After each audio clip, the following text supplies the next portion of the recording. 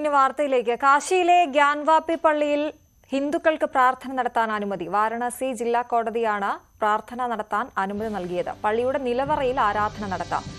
വിവരങ്ങൾ സുവി വിശ്വനാഥൻ നൽകും. സുവി, എന്തൊക്കെ കാര്യങ്ങളാണ് കോടതി പറഞ്ഞത്?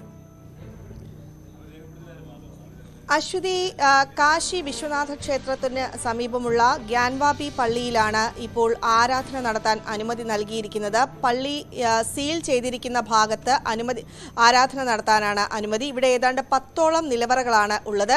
2002 സുപ്രീം കോടതിയാണ് ഈ പള്ളിയുടെ ഈ ഭാഗം സീൽ ചെയ്യാൻ, ചില അഭിപ്രായ വ്യത്യാസങ്ങളും മറ്റും ഉണ്ടായതിനെ തുടർന്ന് സീൽ ചെയ്യാൻ അനുമതി നൽകിയത്. ആ ഒരു പശ്ചാത്തലത്തിൽ അവിടെ ആരാധന നടത്താനാണ് ഇപ്പോൾ അനുമതി നൽകിയിരിക്കുന്നത്. വാരാണസി കോടതിയുടേതാണ് ഈ ഉത്തരവ്. കഴിഞ്ഞ ദിവസം ആർക്കിയോളജിക്കൽ സർവേ ഓഫ് ഇന്ത്യ ഇതിന്റെ റിപ്പോർട്ട് പുറത്തുവിട്ടിരുന്നു. പ്രത്യേകിച്ചും ഈ ഗ്യാൻവാപി പള്ളി എന്ന് പറയുന്നത് അതിന് പള്ളിക്ക് മുമ്പ് അവിടെ ക്ഷേത്രം ഉണ്ടായിരുന്നു എന്നാണ് പറയുന്നത്. അവിടുത്തെ ശില്പങ്ങളും മറ്റും അതിനുശേഷം മാറ്റിയെടുത്തതാണ് എന്നാണ് പറയപ്പെടുന്നത്. ഏതായാലും ഗ്യാൻവാപി പള്ളിയിൽ ഇപ്പോൾ ആരാധന നടത്താൻ, പൂജ നടത്താൻ അനുമതി നൽകിയിരിക്കുകയാണ്. ഹൈന്ദവ വിശ്വാസികൾക്കാണ് പൂജ നടത്താൻ വേണ്ടി വാരാണസി കോടതി അനുമതി നൽകിയിരിക്കുന്നത്. ആർക്കിയോളജിക്കൽ സർവേ ഓഫ് ഇന്ത്യയുടെ റിപ്പോർട്ടിന്റെ കൂടെ അടിസ്ഥാനത്തിലാണ് ഇപ്പോൾ വാരാണസി കോടതിയുടെ നടപടി എന്നാണ് മനസ്സിലാക്കാൻ സാധിക്കുന്നത്. 10ഓളം നിലവറകളാണ് ഇവിടെയുള്ളത്. ആ ഭാഗത്ത് പൂജ നടത്താനാണ് അനുമതി. ഏതായാലും ഏത് തരത്തിലുള്ള പൂജ വേണം എന്നതുൾപ്പെടെയുള്ള കാര്യങ്ങളിൽ പിന്നീടാണ് തീരുമാനമെടുക്കുക എന്നാണ് മനസ്സിലാക്കാൻ സാധിക്കുന്നത്. ഏതായാലും പള്ളിയുടെ നിലവറയിൽ ആരാധന നടത്താനാണ് ഇപ്പോൾ അനുമതി നൽകിയിരിക്കുന്നത്.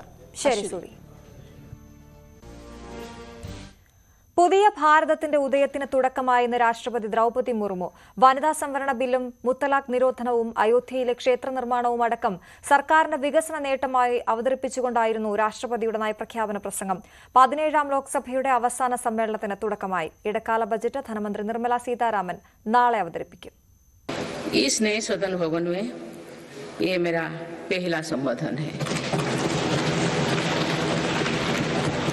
നയപ്രഖ്യാപന പ്രസംഗത്തിനായി പുതിയ പാർലമെന്റ് മന്ദിരത്തിലെത്തിയ രാഷ്ട്രപതി ദ്രൗപദി മുർമുവിനെ ചെങ്കോലുമായാണ് സ്വീകരിച്ചത്.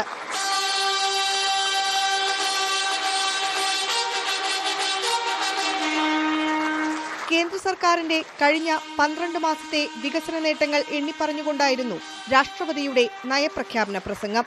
ഒരു വർഷത്തിനിടയിൽ പ്രധാന ബില്ലുകൾ അവതരിപ്പിക്കാനായി. രാജ്യം വികസന പാതയിലാണെന്ന് ദ്രൗപദി മുർമു പറഞ്ഞു. जो आजादी के अमृत काल में विकसित भारत का निर्माण करेगी. അയോധ്യയിൽ രാമക്ഷേത്രം യാഥാർത്ഥ്യമായി. മുത്തലാഖ് നിരോധിച്ചതും 3 പതിറ്റാണ്ടിന് ശേഷം വനിതാ സംവരണ ബിൽ നടപ്പാക്കിയതും ചരിത്ര നേട്ടമായി. ജമ്മു കശ്മീർ പുനഃസംഘടനയും ശ്രദ്ധേയമായ നേട്ടമായി. വേഗത്തിൽ വളരുന്ന സമ്പദ് വ്യവസ്ഥയായി ഇന്ത്യ മാറി.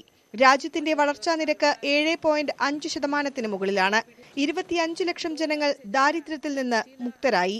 G20 ഉച്ചകോടിക്ക് ശേഷം ഇന്ത്യയുടെ സ്ഥാനം കൂടുതൽ ശക്തമായി. ചന്ദ്രയാൻ ദൗത്യവും പ്രസംഗത്തിൽ രാഷ്ട്രപതി എടുത്തു പറഞ്ഞു. चंद्रमा के दक्षिण ध्रुव पर झंडा फहराने वाला पहला देश बना.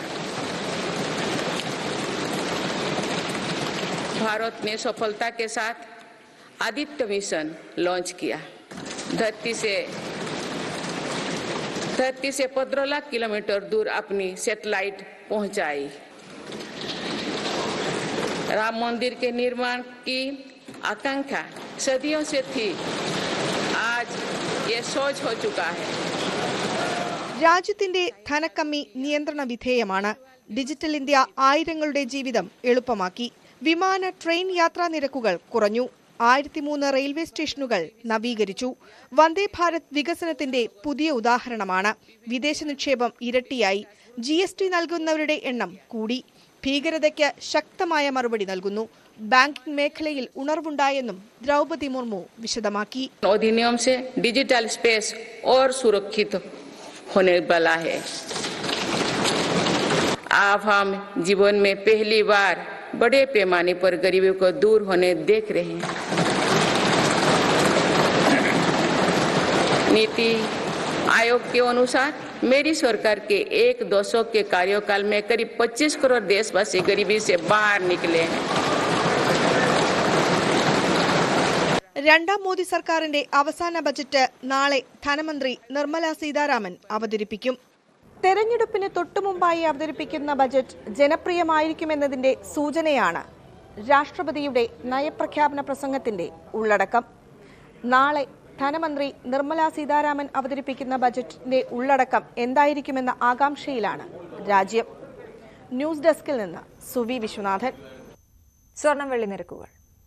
കവിത ഗോൾഡ് ആൻഡ് ഡയമണ്ട്സ് ഇന്നത്തെ സ്വർണം വെള്ളി നിരക്കുകൾ നിങ്ങൾക്കായി സമർപ്പിക്കുന്നത്. വലിയ സ്വപ്നങ്ങൾ, വലിയ സന്തോഷങ്ങൾ, വലിയ collection. Kavitha gold and diamonds. 22 carrot സ്വർണം ഗ്രാമിന് 5775 രൂപ, പവന് 46,200 രൂപ. 18 ക്യാരറ്റ് സ്വർണം ഗ്രാമിന് 4750 രൂപ, പവന് 38,000 രൂപ. വെള്ളി ഗ്രാമിന് 78 രൂപ, കിലോഗ്രാമിന് 78,000 രൂപ. കവിത ഗോൾഡ് ആൻഡ് ഡയമണ്ട്സ് ഇന്നത്തെ സ്വർണം വെള്ളി നിരക്കുകൾ നിങ്ങൾക്കായി സമർപ്പിക്കുന്നത്. വലിയ സ്വപ്നങ്ങൾ, വലിയ സന്തോഷങ്ങൾ, വലിയ collection. Kavitha gold and diamonds. Ladies band പൂർണ്ണമാകുന്നു. ഇനി ന്യൂസ് അപ്ഡേറ്റ്സിൽ ആര്യെത്തും. നമസ്കാരം.